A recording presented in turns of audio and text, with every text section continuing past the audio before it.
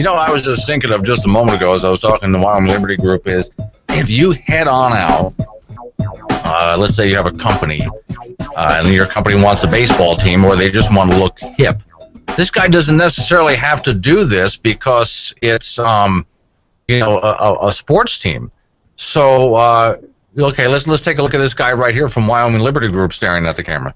You guys need like your own baseball caps and like shirts with your logos on it or something like that.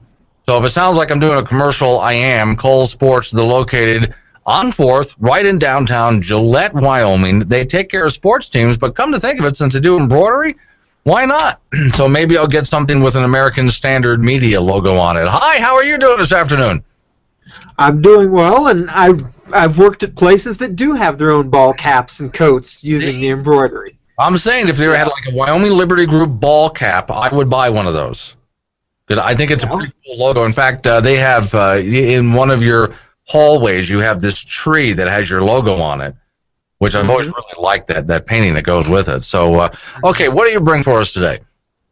I'm here to talk about arbitrary local government and how local government really needs to follow the law. It's one of the basic ways that people can protect their property rights. No, those little pieces of paper just get in your way when some government official is trying to get something done. You can't have something like a law that was written get in the way, right?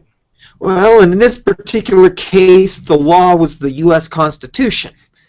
The whole idea of due process and substantive due process is the 14th Amendment. But apparently locally here, that's just a law that can be balanced against what the elected person wanted to do.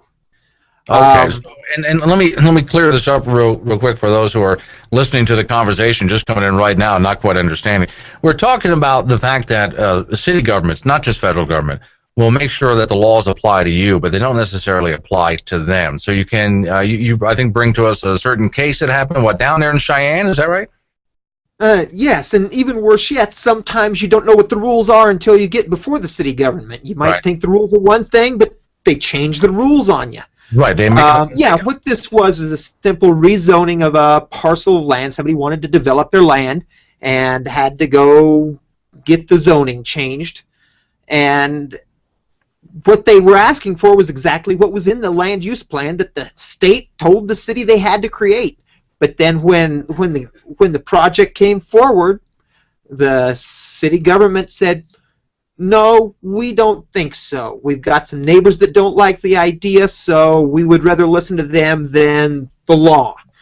And one of the important things people need to expect from their local government is that they are going to follow the law.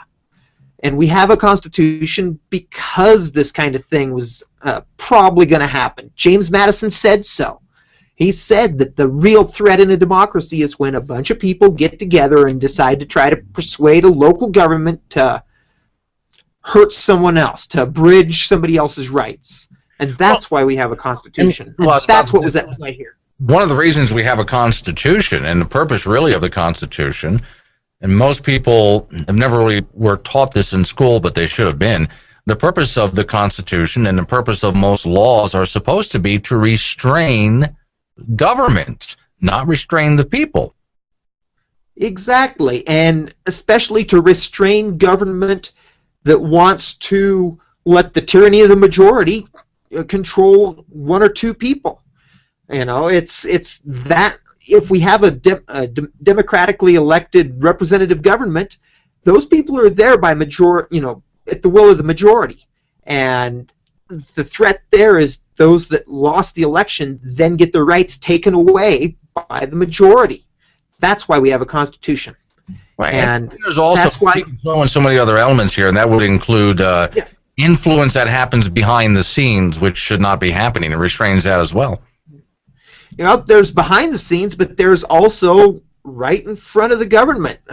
2 or 3 people, NIMBYs is what they are, that complain about what their neighbor wants to do, even though the neighbor's completely within their rights. And then they get the government behind them, convince the government to restrain the poor guy that's just trying to do what he wants with his property, that's not violating the law, not violating anybody else's rights. Well, we got a couple minutes. What is the specific case that brings this to mind for you and made you, write about it? Let's see, 2 weeks ago I was at a city council meeting where there was a landowner that wanted to build a project on his land. And when he went to go get the zoning on his land changed to what the city government's plan said it was eventually going to be anyway, the neighbors showed up and protested, signed petitions and everything else. And the thing of it is the landowner followed all of the rules, all of the laws, and was completely within his rights. But the city government decided that they were going to side with the neighbors despite what the rules say. And that's what brought this up. But okay, this isn't a one-time thing. Is this in court already or heading to court real soon? It's not in court already. We'll see what the future holds. We'll see what the future holds, but it's not in court yet.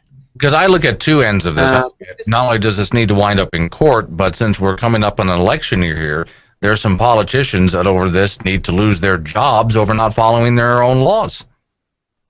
Yeah, and not only just them losing their jobs, but for listeners all around the state and all around the country, this is why it's important to, when you listen to politicians, to listen to the principles that they're going to make decisions by, not just the list of things they want to get done.